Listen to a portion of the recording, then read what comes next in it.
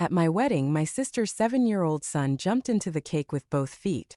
Mom said you'd laugh, and then she'll buy me an iPhone, he shouted. My sister clapped slowly. You should thank my son, he made your boring wedding memorable. I smiled once, opened my phone, reviewed the family trust, and temporarily paused all 3 tuition plans. By 7 p.m., my sister was banned from the venue, and a waiter said. I stood there, mouth halfway open, watching frosting and sponge explode like confetti around my $600 custom heels. My wedding cake, a triple-tiered vanilla bean masterpiece, had just suffered a full-body assault from a first grader in Spider-Man socks.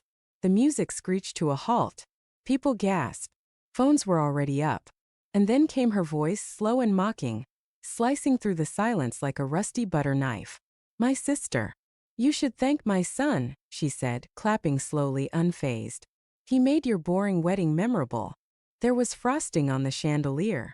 My husband looked stunned, hands frozen mid-toast. And me? I smiled just once. Quiet. Tight. Then I pulled out my phone. One swipe, Face ID. Opened the Family Trust Management app. Paused all 3 tuition accounts my sister didn't know I controlled. That was at 6:52 p.m. By 7 o'clock, a security guard was gently escorting her out of the venue while she screamed about family loyalty.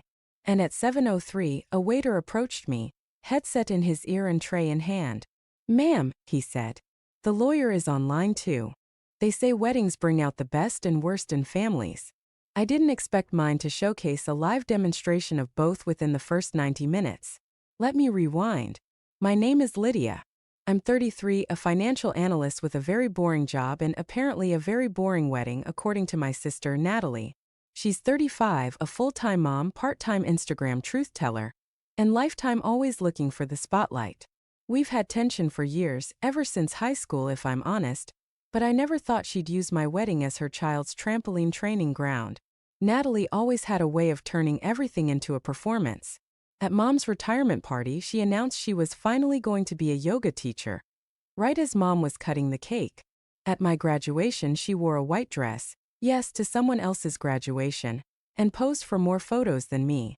But I digress. See, I've been helping Natalie financially for over 5 years. After her divorce, I stepped in quietly, paid her rent for 6 months, bought her kid a laptop for remote school, even covered a dental procedure when she was uninsured. All without broadcasting it. I didn't do it for recognition. I did it because she was my sister. Because she said, "You're the one who always has it together." She made it sound like a compliment. It wasn't. It was a license. A license to dump every unpaid bill, every emotional outburst, every forgotten birthday gift on me, with zero consequence. And I accepted it. I absorbed it. I became the financial sponge that made her feel bold enough to take risks she never had to calculate.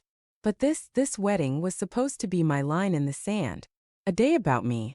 When my fiancé Daniel proposed last fall, we agreed on something simple but elegant. We'd invite only 80 guests, mostly close friends and a few family members. My parents were thrilled. His parents paid for the venue. I handled the rest quietly, including the tuition plans for my nephews.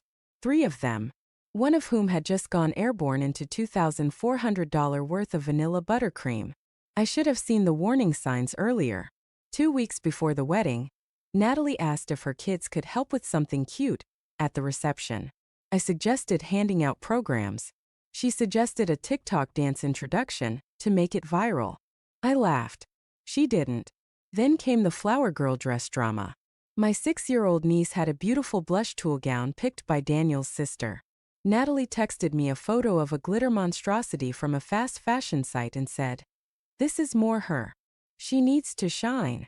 When I declined, she accused me of stifling her daughter's individuality. Daniel said, "Just let it go. It's one dress." I let it go. Mistake. At the rehearsal dinner, she cornered me during dessert and said, "Just don't expect your nieces and nephews to behave like little robots tomorrow. Kids should be free. Not everything has to be perfect like you want it." That perfect dripped with disdain. She made it sound like being prepared, responsible, and financially stable was a character flaw. Still, I smiled. Because that's what I always did. And that smile, that silence, is exactly what enabled what happened next. Right after dinner, I caught her son, Jaden, sneaking cake frosting with his fingers from the display fridge. I gently told him to stop, wiping his hands with a napkin. This is a special cake, buddy. We have to wait till tomorrow. He giggled and said. But Mommy said I could touch it. She said it's just food. Again, I let it go. I let everything go. Until I didn't. The day of the wedding, everything went smoothly until the reception. Daniel and I had just finished our first dance.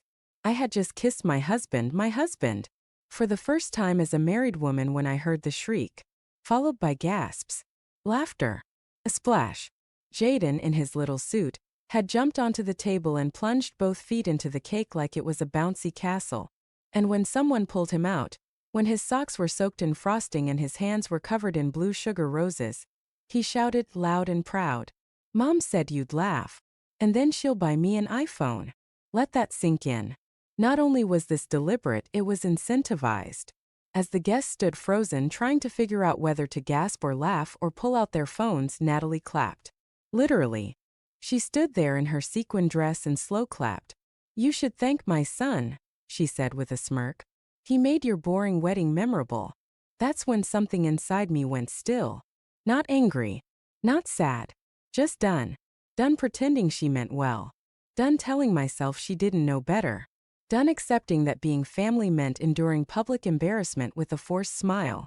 I turned, walked to my purse on the gift table, pulled out my phone, opened the family trust portal, paused all 3 tuition plans I'd been secretly managing, the ones I'd set up under my name, with my money, the same money that had paid for her son's speech therapy last year, the same account she never asked about because she assumed it would always be there. I didn't say a word. Not yet. When the venue manager asked if I wanted to pursue legal action for property damage, I said no. I didn't want to involve a kid, but I did want Natalie gone. So I quietly asked the event coordinator to have security escort her and her children from the premises. She didn't go quietly, of course. "Seriously? You're kicking me out because of cake? God, Lydia, you always overreact." People stared.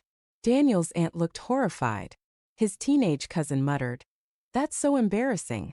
Natalie yelled as she was led to the parking lot. "This family is so cold. You're people who think they're better than everyone else." I watched from the ballroom window as she stomped to her SUV. Her son trailed behind her, sobbing, not from guilt, but because he didn't get the iPhone. I stood still, just breathing. The fallout began before the DJ could cue up the next song. At first, there was this weird, stunned silence. Like the room hadn't decided yet if this was going to become a family tragedy or a viral TikTok moment. People whispered. Daniel's best man leaned over and asked, "Was that planned?" I just shook my head. Then my aunt, who's always been a little too fond of her Pinot Noir, loudly muttered, "Well, that child might need more discipline." I tried to stay composed, smiled at guests, hugged Daniel, accepted compliments from people trying to pretend they hadn't just seen an entire wedding cake destroyed by a sugar-possessed 7-year-old. And then my phone buzzed. 3 times. All from Natalie. Natalie, 6:58 p.m. "What is wrong with you?" Natalie, 7 p.m.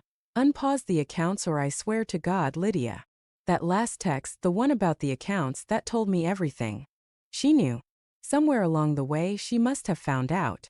Maybe she saw the withdrawal summaries when I paid for Jaden's tutoring. Maybe Mom let it slip. Either way, she knew what I'd done for her kids. And now, in her twisted logic, she thought she had leverage. So I called her. I stepped outside to the stone patio. The sky was lavender. My dress still smelled like flowers and fondant. I pressed her name on the screen and waited. She answered instantly. "I cannot believe you," she hissed, skipping hello. "This is your family. You're seriously going to sabotage your nephew's education over some stupid cake." I didn't raise my voice.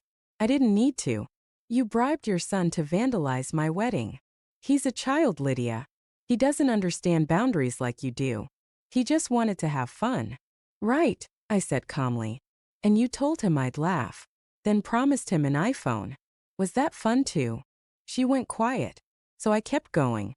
"You've been getting help from me for years." Quietly. No questions asked. "You needed rent? I paid it. You needed groceries? I sent gift cards. Your son needed speech therapy? I paid cash so insurance wouldn't reject it. And not once did you say thank you. Don't twist this like I'm some villain, she snapped. You're not the hero you think you are. You just like control. You like being the one who's always on top, with your clean little spreadsheets and your holier-than-thou attitude. I laughed. Not because it was funny, because it was textbook. Accuse the person helping you of arrogance the second they draw a boundary. You used your son as a prop, Natalie. And now you're mad because the usual support was suddenly unavailable. She started crying. Loud performative sobs. Do you know how hard it is being a single mom? You don't get it. You never had to struggle. No, I just chose not to create struggle where there didn't have to be any. Silence. Then she asked, quieter this time. Are you really going to take away the boys' college funds over this? I took a breath. I'm not taking anything away. I'm just putting it in a different name. One that doesn't reward you for using her role as a mother to avoid accountability. And then I hung up. By the time I got back inside, Mom was waiting. Her face said it all. Natalie had already called her. And she was in that awful mother mode where she tried to fix everything by smoothing it over with guilt and forced hugs. Sweetheart, she said softly, touching my arm. Maybe this isn't the time to make big decisions. I pulled my arm back. Actually, it's the perfect time. Mom blinked. Like she just realized something bigger than the cake was happening. She's your sister, she whispered. She's going through a lot. She's always going through a lot. I snapped, the calm cracking just a little. And I'm always supposed to cover it. Well, not anymore. But what about the kids? They'll be fine. I'll protect them. But I'm done shielding her from consequences. She looked at me like I just said something blasphemous. But I meant every word. At 8:15 p.m. the lawyer called. Not because I needed legal action, I just wanted everything documented. He confirmed that all 3 trusts had been frozen and would be reassigned by Monday to educational-only usage with third-party management. Natalie wouldn't be able to touch a cent. The kids would still have their futures. But she'd no longer be the funnel. And that wasn't all. I sent a polite but firm email to the school accounts linked to the trust, informing them of the change in guardianship control. I blind copied Natalie. 2 minutes later, another text. Natalie, 8:21 p.m. You're seriously trying to destroy my life. No reply. At 9 p.m., Daniel took my hand. Are you okay? He asked gently. I nodded. Not because I was fine, but because for the first time in my life I had drawn a hard, clear line. And I meant it. We danced again. This time slower. The cake was gone, but someone had brought out a tray of mini tiramisu cups. The guests rallied. People laughed again. Someone even joked. Best wedding story ever. I let them laugh. But inside me something shifted. Something permanent. I thought the fallout would be louder. More dramatic. More public. But in reality it came in quiet waves. 3 days after the wedding, my mom showed up at my apartment. No text, no call. Just knocked on the door holding a container of soup like we were still pretending everything was fine. I don't want to fight, she said. I just want to talk. So we sat. I let her speak first. She's not doing well, Mom said. She's not sleeping. She says Jaden's having nightmares. She's overwhelmed. She's always overwhelmed, I said quietly. Mom sighed. You've always been the strong one. I didn't respond, because that line, you're the strong one, is a trap. It's what people say when they want to excuse everyone else's behavior, while holding you responsible for fixing it. She says she didn't think he'd actually jump. She thought he'd just make a mess. Something small. I tilted my head.